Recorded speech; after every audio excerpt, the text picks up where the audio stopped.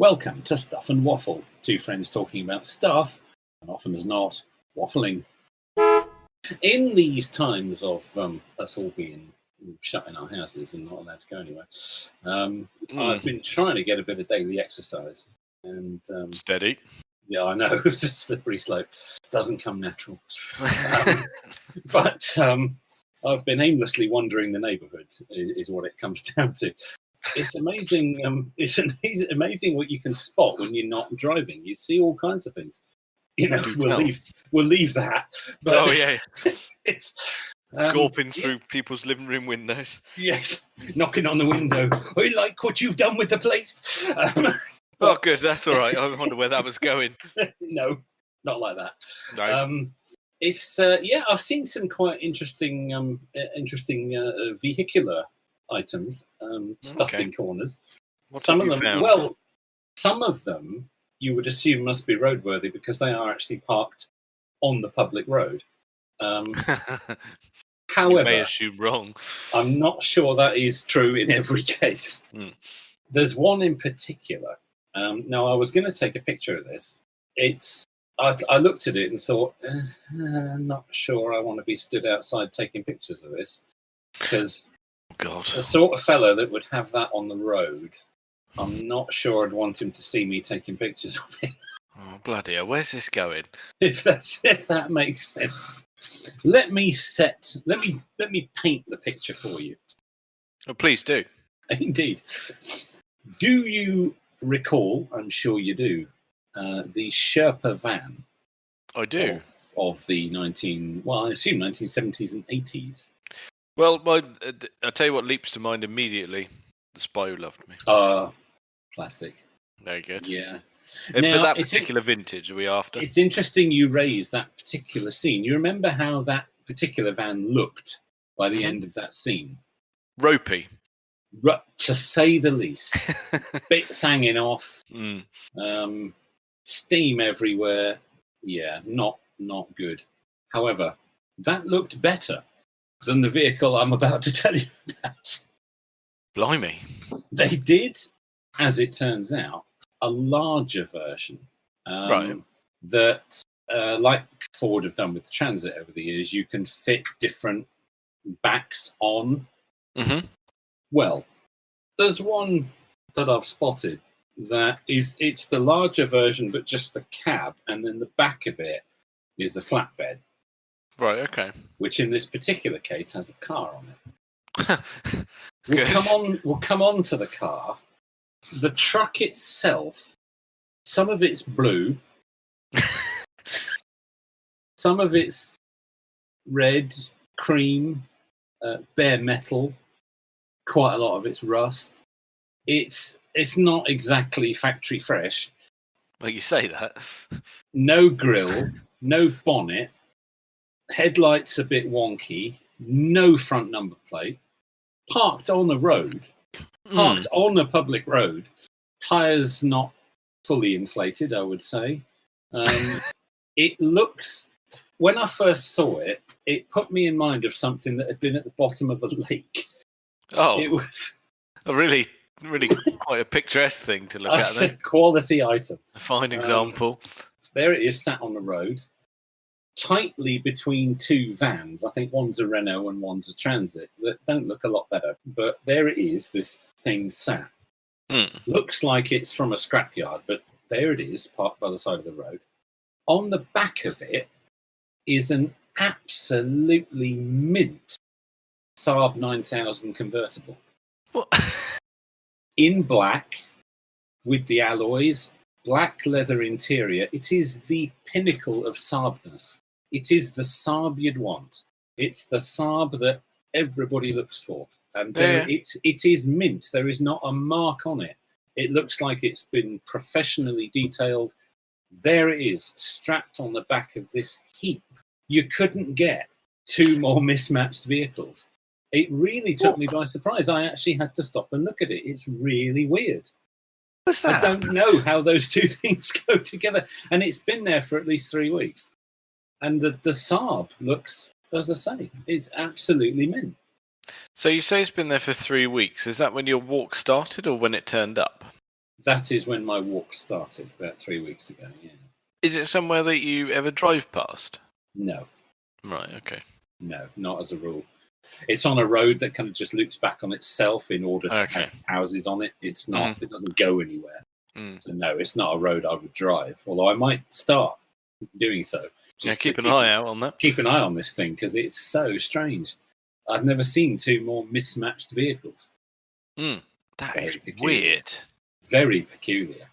It's just weird. It just doesn't make a lot of sense, does it? No, I don't know how that happened. I mean, how this if that truck drove there with the Saab on the back, given how well built Saabs were, how it made it there is. But the strange thing is that the Saab, if it has been there for a while, the Saab doesn't even look dirty, and there are trees around. It doesn't even have like sort of rain spots or anything on it. It looks like it's just freshly out of the detailing shop. Interesting. It literally looks like it's just been polished. You said it was convertible, didn't you? Yeah, I believe so, yeah. I mean, the usual telltale signs is obviously the fabric roof usually goes green, doesn't it, if it's been out? None of that. None of that. There's not a mark on it. It's weird. So unless someone is coming out and and cleaning the Saab and ignoring the rest of it, but why not take it off? It does seem a bit odd that it's pristine and still on there. Yeah, it's very weird. Strapped on. So like it's been driven there on the transporter. I mean, maybe it doesn't run, but it certainly looks in very good condition. Interesting. But those are worth a bit now because those are very sought after. They are indeed. I mean, it's a lovely thing. Has it got plates on it? Yeah, Saab has. Yeah, the truck has a rear one, but not a front one. Be interesting to pop both of them in the MOT history check. And that's very good. I will try and snap a photo if I can. Any other nice treats that you've spotted that aren't quite a few? Actually, quite a few odd like that. No. There's a few that aren't. Well, there's one that's a bit weird, but yeah, quite a few out there. I've seen there are two Mercedes E-Class. But the 80s ones, I'm just going to look that up. I want to say W124. Yes, it probably would have been, actually. Yeah, definitely an E-Class. Now, there's two. They're on the same street, but at opposite ends of the street. One is white. It's parked on somebody's driveway, and it looks really nice. It's an H-plate. It looks really cared for, like it's still in use. Okay. Really, really smart. There's another one, exactly the same, slightly older, that is parked on the road, but doesn't look like it's moved in quite a while. Front wheels turned into the pavement, into the curb, which, of course, is the old trick for stopping it rolling down the hill. Oh, yeah. It's classic. Classic. That is less than mint. Paint peeling, looks bad. Dirty and looks like it hasn't been touched for quite some time. But it struck me that you've got two cars basically identical at opposite ends of the street, and one is beautiful and one is knackered. It's weird, isn't it? It is weird. And interestingly, the house that's got I'm giving away all sorts of secrets here, but the house that's got the knackered one outside has also got a VW camper in the front garden. Quite an early one, not a split screen, but certainly late 70s or 80s. Again, I'm not really up on VW campers, but again, that one looks like it's kind of work in progress. But yeah, got the Merc on the road outside that looks like it hasn't been touched for quite some time. Still got its Merc badge sticking up out the grill, which is, I'm surprised someone hasn't snapped that off. But quality. But yeah, that caught my eye. I've also seen parked around the back of somebody's house a Rolls-Royce Silver Shadow. Very nice. In white, a Shadow 2, which you can tell from the rubber bumpers. Rather than the chrome ones. Very, very low, but I don't know if that's a collapsed suspension because they were very low. Not sure about that one, but parked next to it is a Jag XJ8. Oh, force is strong. Yeah, now you're talking. the X308 type. Mm-hmm. A particular favourite of mine. Parked right next to it, just these two cars next to each other. Shadow 2 and an XJ8. Clearly someone a fan of the luxury barge. That's all right. There's some nice finds there. And yeah. No, I was going to say, be sure to knock on the door and tell the Rolls owner if it is suspension trouble. He doesn't have to go for the Rolls prices. They are just Citroen underneath. They are, aren't they? They use the oil-filled spheres and everything. Yes, I've heard that. Yeah, save yourself a few quid. There you go. Oh, you don't want to be paying Rolls-Royce prices, no, absolutely. No. So yeah, it's in white, so would make a nice wedding car. But very good when we're allowed to do that sort of thing again. Yeah, it's amazing the things you spot. But the thing that really caught my eye, apart from the Sherpa Saab, was the Escort RS van. Now this is quite special. Now this I can be fairly certain has not moved in a while because it's sitting in a kind of bog-like area. Oh God! But it's a I'm going to get my marks wrong again. Oh God! A Mark. I should know this because I had one of these. A Mark IV. Mm-hmm. It was the first one that didn't have a big grille. Right. Okay. Yeah, I think that's the one with the first. Yep. Yes, my first car was one of those. It's one of those, but in van form. Mm-hmm. But I've checked this out. It has the alloy wheels, front bumper, bonnet with the grills in it, and boot spoiler from the Escort RS of that era. Right, okay. Now, the boot spoiler is particularly impressive because obviously they've had to mount that up on the just on back, the top of the van. Just on the top of the van. It's got blacked out windows. Oh, God. And there it sits. And I suspect hasn't moved for quite some time. There is some wood underneath it. And there it is. It's dark blue. Now, I'm fairly sure they never did an RS van. No, I don't think they did. I don't think that was an official thing. No. But there it sits. But it puzzles me because somebody's obviously put quite a lot of effort into it at some point. You have to wonder why, really. You have to wonder why. And why is it now sitting in a kind of muddy corner of an industrial estate?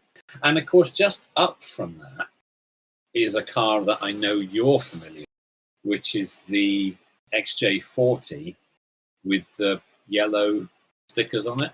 Oh, of course, yes, because they used to pop that in the lay-by. Yes, I do remember that one. That now sits in the... we should describe it, because obviously no one else will know what the hell we're talking about. No, that's it. No one else has recalled it. Dark red XJ40. We think it's a Sovereign, don't we? Because it's got the big square headlights. Yes, that's right.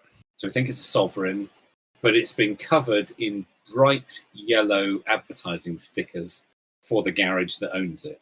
That's it. Including a bright yellow Union Jack on the roof. Oh, I'd forgotten about that particular detail. Yeah. Well, it now sits in, again, some bit of useless, muddy bogland next to the garage that owns it. No, I've actually seen it up there. It's a sad thing. The rear bumper has now detached itself, and both rear doors are ajar. And when I walked past the other day, the windows are all steamed up, so it's clearly leaking. Some moisture has arrived. That ain't going to survive much longer, and I do think it's a shame that people do that to these cars. It kind of upsets me when I see that. Who knows? It's a bit of a shame. But yes, I spotted that as well, because it's just up from this RS van, which is a very strange thing. Yes. Less said about that, the better, Less I think. said about that, the better. But it's interesting what you can spot when you're out for a stroll. It is. There's some weird stuff tucked away in corners. I did go for a wander myself. I thought, well, you've said you've found wonderful things. I just thought, well, I do have a housing estate here, so let's see what I can find. Go and see what you can see. Yes. There was a Peugeot 205. Oh, tasty. Not too bad. Didn't look in too bad condition. It looked like it was in use. Okay, that's good to see. Which is nice. I was pleased to see that. having seen one of the GR Yaris the other day. Oh, the grrr. Yeah, the fancy one. Yeah. I did happen to stroll past someone who's got one of the normal ones, and it's quite striking how unsimilar they are. It's a completely different animal, isn't it? Yeah. It is. Yeah. There's not a lot shared there. No. So that was one thing that I spotted, a bog standard Yaris, but that was only interesting after seeing a fancy one.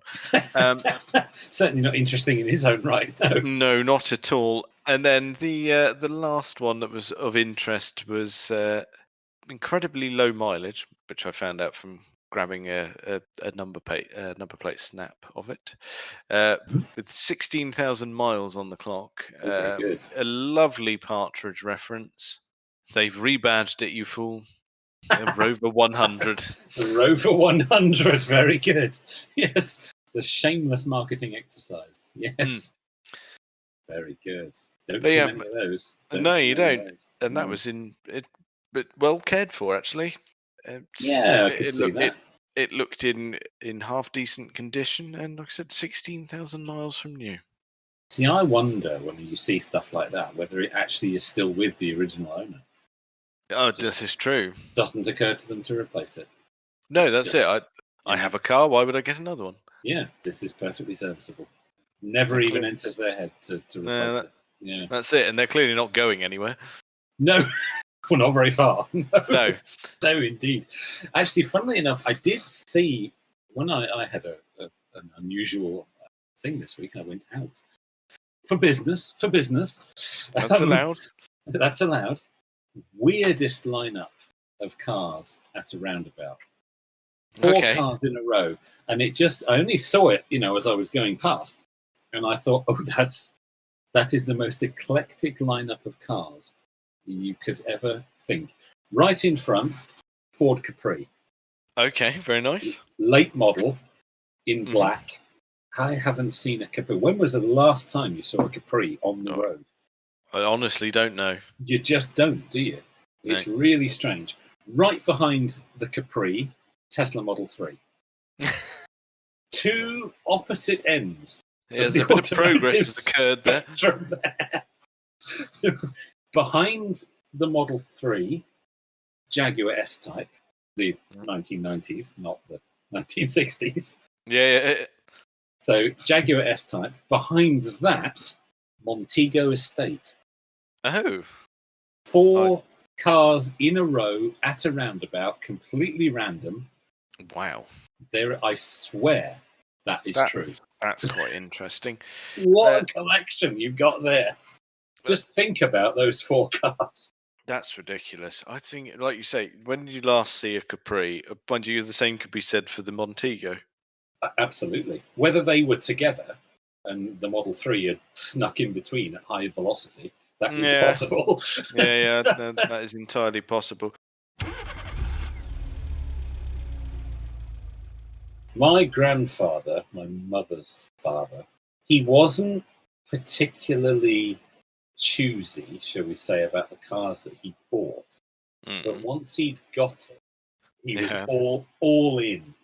All in. Oh, good heavens. All the accessories. We had hats, umbrellas, jumpers, stickers, badges, you name it. It all had to be. He was, in with both feet, whatever the brand was. Have you got any examples? Oh yeah. He had the first car I remember him owning when I was very small. Mark II Escort, 3-door. I can even remember the registration number. This was the impact it had. I was into cars from a very early age. KYB 659N. Very good. Really disappointing that I still know that. However, it's only slightly Rain Man. It's fine. It was Escort, definitely Escort. It was pale metallic blue with a black vinyl roof. It was the 1.3L, and it was he was a salesman for many years, and this was a company car that he bought. Okay. When it was time to, I think when he retired, they gave him the option of buying the car. Oh, okay. So, as they did, as they probably still do. So he bought this car, and he absolutely loved it. And if there was an accessory for it, the grill was festooned with badges. We had the AA and the Caravan Club. Yes, he used to tow with it. And oh yeah, and he had, the chrome wheel trims, the chrome mirrors, because of course mirrors weren't standard then; they were an optional extra. This is true. And they were proper wing mirrors; they were actually on the wings rather than on the doors. So, it was, if there was a chrome thing to be had, it had he had this thing where if the car was damaged in some way, he would find a way of kind of hiding it rather than repairing it. For example, there was one day that some poor cyclist went into the back of him, and I believe he was fine. Good. It dented the boot lid. But rather than, getting that sorted, I put a badge over that. It's fine. So all over the car, there were these extra stickers and badges that didn't belong, but they covered up little bits of damage. That's excellent. I like that. It had to look pristine. He was very particular. Wasn't particular about what he had, but he was very particular about looking after it. Okay. And I got that because he didn't have a lot of money, and he had to look after what he'd got, and he'd earned everything that he'd got. He was very hardworking. From that generation, particularly from the war generation, it was very much a make, do, and mend. You didn't just rush out and spend money on things. You'd see if you could do something about it, and that was his solution to little dents and knocks with sticker or badge. Consequently, the thing was festooned with all these extra little bits that covered up things. Later on, after that car had finally died a death, he replaced that with a Nissan Sunny. Okay. Then all of a sudden, it wasn't about Ford anymore. It was now about Nissan. Everything was Nissan. Again, the hats, the scarves, the jumpers, the stickers. Bloody hell. If it was available, and of course. Japanese best cars in the world. Yes. Whatever he had, that was the best thing to have. Oh, okay.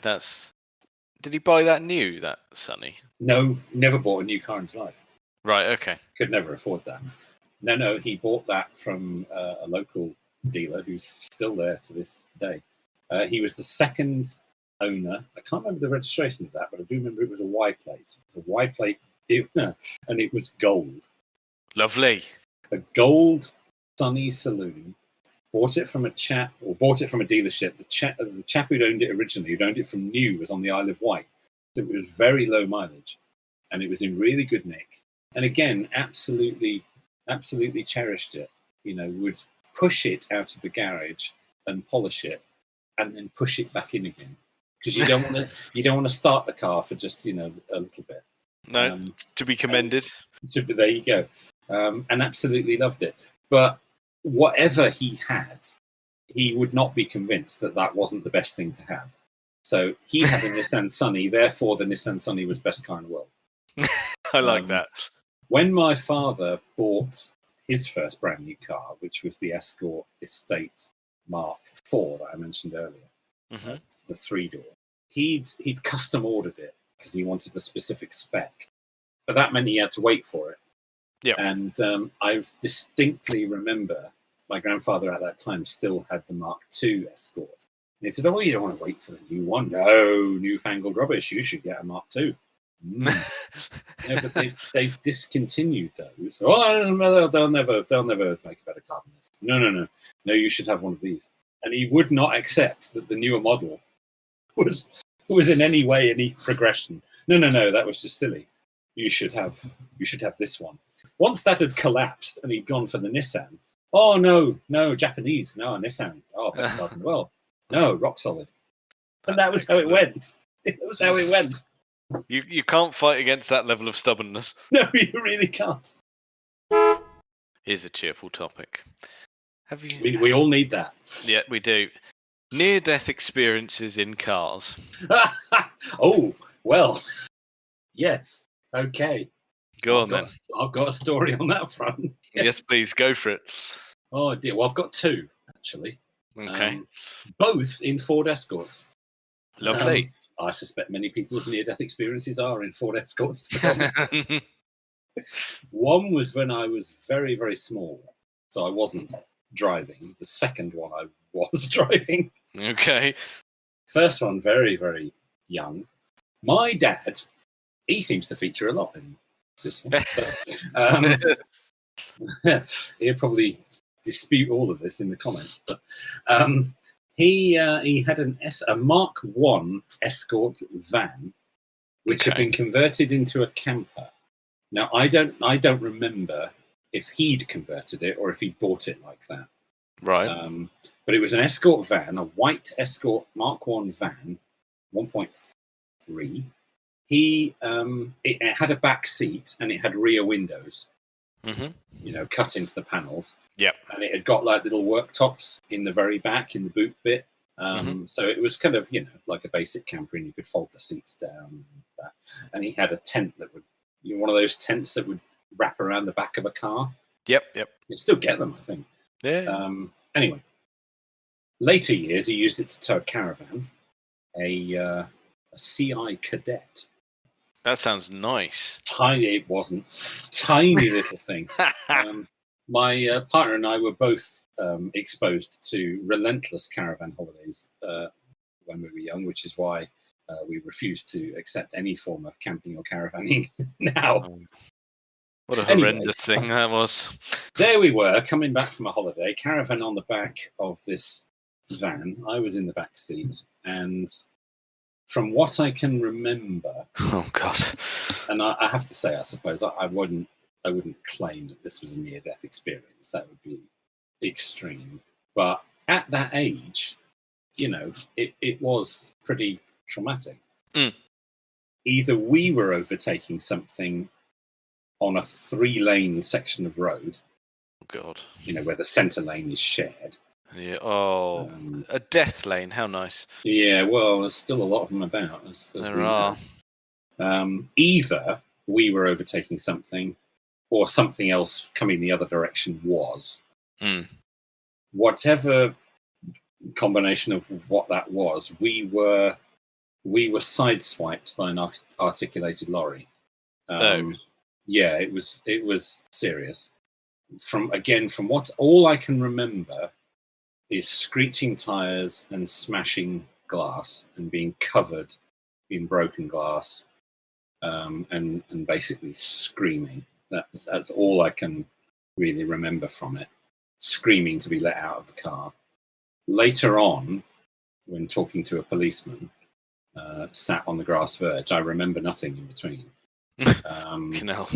Talking to a policeman, I remember looking. The van was in a ditch on its side, kind of up the road, and the caravan was on a hill, and the caravan was basically the bottom of the hill on the other side of the road, with basically one half of it missing. So we were hit by the lorry, and I think it basically took out the whole of one side of the caravan. The car was still drivable because I remember my dad driving it to the scrapyard. Because the police arranged for a scrap truck to turn up, or some sort of tow truck turn up, and it towed the caravan, but the van was deemed to still be drivable. And my dad drove it. I mean, he had cuts and scrapes all over. I remember his right arm was cut quite badly. But the van was, I mean, it had it. I don't think there was any debate at this point. I think actually at this point, my dad had already ordered the Mark IV Escort. I think he was waiting for it. So that's a bit of luck. Yeah. But I remember he drove the van, and I went in the tow truck with my mum. And I remember she was worried because we looked behind us, because the tow truck was towing what was left of the caravan, and she could see all our clothes sort of hanging out of the wardrobe, because basically the caravan had no that one side of the caravan was gone. So that the wardrobe with all our clothes hanging in it, they were basically just blowing in the wind. And she was concerned about that. And I remember we got to this scrapyard, and the van basically had these massive, great black scrapes down one side, which were presumably from the tire of the lorry that had hit us. And we sat in this scrapyard for quite some time waiting for this van that Dad had managed to arrange, or the police had arranged, or somebody. I don't know. I was little. I didn't know what was going on. Of course, the days before mobile phones. So, yeah, of course, yeah. It may well have been the police that arranged it. And I remember this Mark, what would it have been? It was a Mark 1 Transit turned up. And that was what we went home in. Okay. And we packed as much as we could from what was of our belongings, from what was left of the caravan, into the back of this van, and that's what we drove home in. And I remember getting home. I think it was the first time I'd been out in a car in the dark, because it had gone dark by this point, and we went home in this Transit, and the Mark 1 Escort and the caravan were just left in this scrapyard, and that was the end of it. Now, I wouldn't claim that, as I said, that was a near-death experience, but it was bloody traumatic for a 7-year-old. Yeah, that'll shit you right up. It did. It did. Tit. I remember writing some story about this for school, because we had to write some. I think it was the what did you do in your summer holiday story. Well, I win. Yeah, I've got this. Yeah. So I think I remember writing about it for school, and I think the teacher reading it thought, oh, not sure we can present this to the class. Give him a sticker and shut him up. Yeah. I think you can go home early today.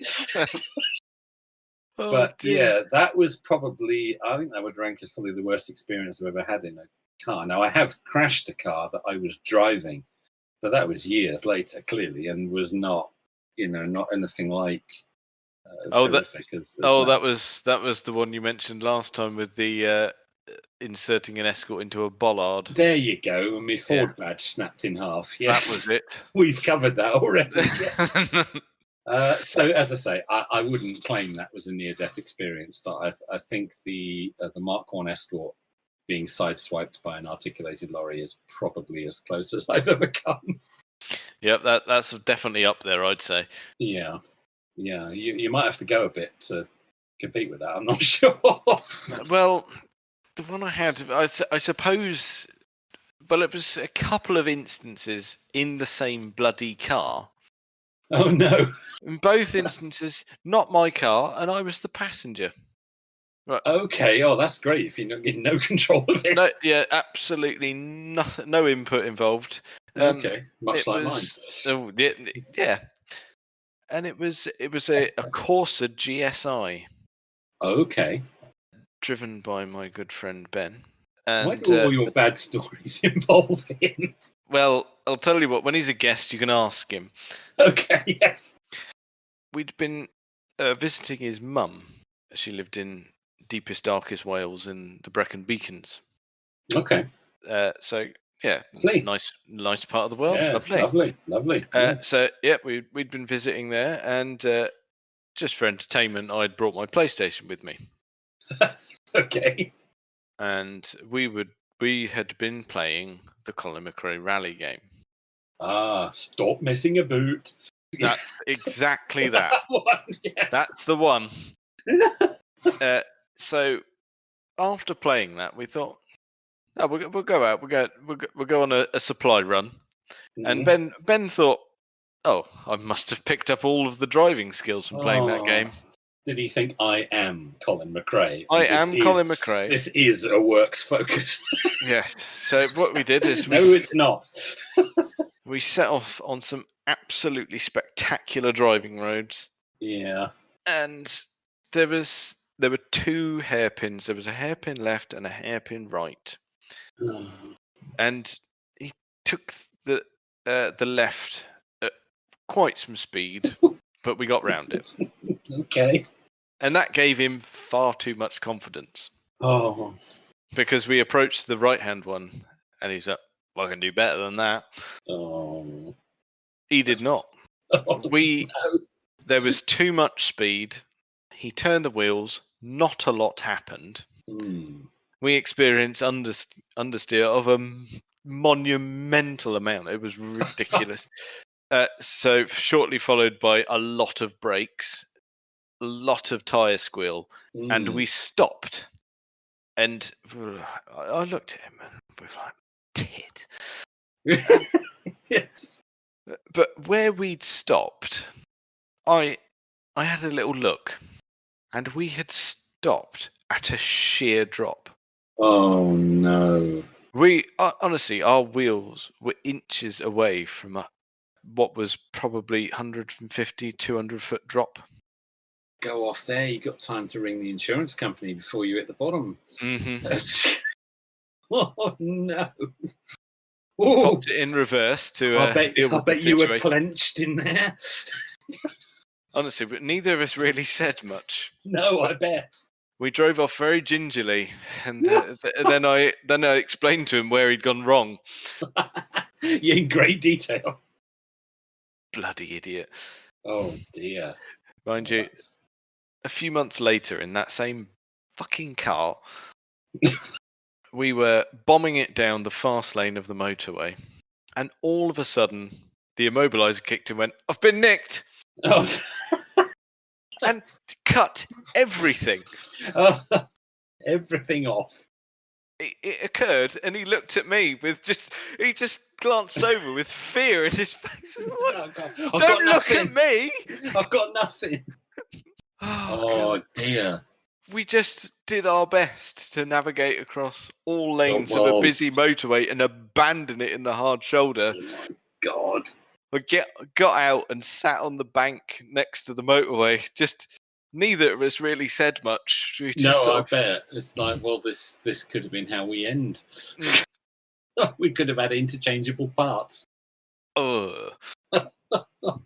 Bloody car. Oh, well, if you will have a Vauxhall. Dear. No, and not long after that, his mum wrote it off. So that was the end of that. Classic. Yeah, so the best thing that ever happened to it, that. Terrifying. I've never had anything quite like that. I did have one slightly scary moment on a motorway. And again, is the reason I'm right off Mercedes. The Mercedes C-Class, it was either a C or an E. It wasn't very good. It was a base spec hire car. Lovely. Yes. And absolutely gutless. Absolutely gutless. A 2-litre non-turboed diesel. Yeah. In a very basic spec with the most uncomfortable seats I've ever come across. Anyway, on the motorway, pulling into the centre lane, behind a car, overtaking a lorry. The car in front makes it past, and I thought, right, I need to get past him as well, so I'm going to give it a quick bootful. Mm-hmm. Another car is starting to pull out. Clearly hadn't bothered looking. And I thought, oh, it's all right. I can get past that. Put my foot down. Nothing happened. Nothing happened. It just, nothing. It just didn't do anything. The car pulling out then realised, oh, bugger, there's somebody already there, swerved back into the inside lane. Oh, dear. Whilst hooting his horn. Hang on, I'm already here. Dear. And then eventually it decided to apply a bit of power. It was the most horrific delay between planting your foot and it actually doing anything. What a dreadful thing. Oh, it was the most dreary, awful thing. I hated it. I really don't understand the appeal of those. And again, not in the same league by any means, but it, again, being let down by the car. Yes. There's something. The trouble is on motorway incidents, there's not a lot of time to deal with it. No, there's no leeway, is there? There really isn't. And if it doesn't do something when you ask it to do it, and this thing just didn't. It was awful. You mentioning motorways puts me in mind of one that I had not so long ago, actually. I was Yeah. overtaking a lorry, which I'd actually just about completed the overtake. And there, in front of me, there was a Volkswagen T4. And as I was completing the overtake of the lorry, the roof box jettisoned. No! So, Oh my word! oh, good heavens! There was a Oh, lot of poo in one go. I was going to say, did some substances come out? The, Oh dear! I'd overtaken the lorry, but in the left lane there was a car there, and there was a car in the right-hand lane doing some overtaking as well. I had nowhere to go. Fortunately, the guy in the left lane had some wits about him and dived into the hard shoulder, so I had somewhere to go. Oh my word! Honestly, That's what a twat! That's a big old thing to be. I mean, how badly was it secured? Piss poor, as it turns out. Well, yeah, apparently so. Yes. Oh my word! There wouldn't be any coming back from that. No, and If you were hit with that, that's it. You are done. Then. Yeah, because it had that sort of right speed of release and angle just to go. Well, I just pop through the windscreen into your face.